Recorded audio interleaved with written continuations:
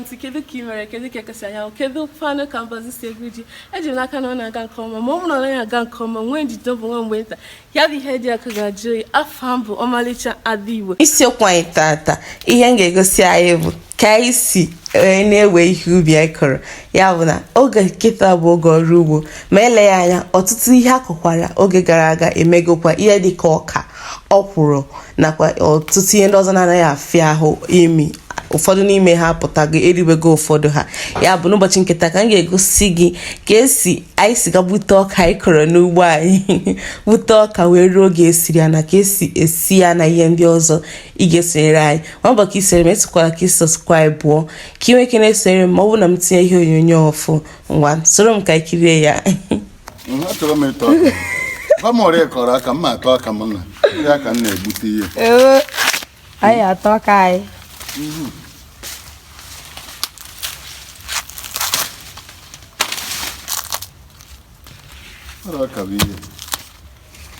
ila tuwi dilo igbem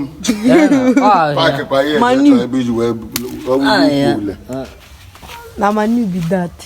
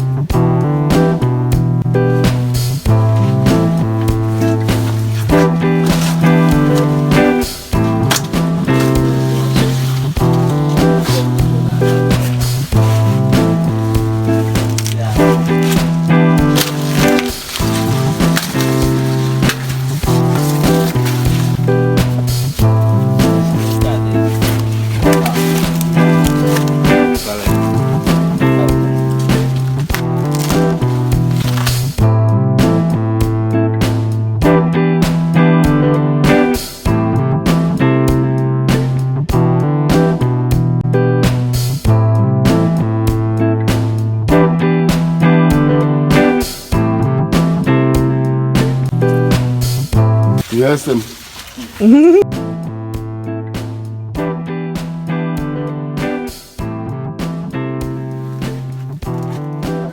ana nwe ise ndị arụ ụmụnne gị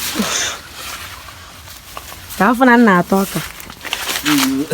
oge eto akụ sike ezi bụkazi akọrọ ugbo ịtawazi ọka na elu ugbo amaka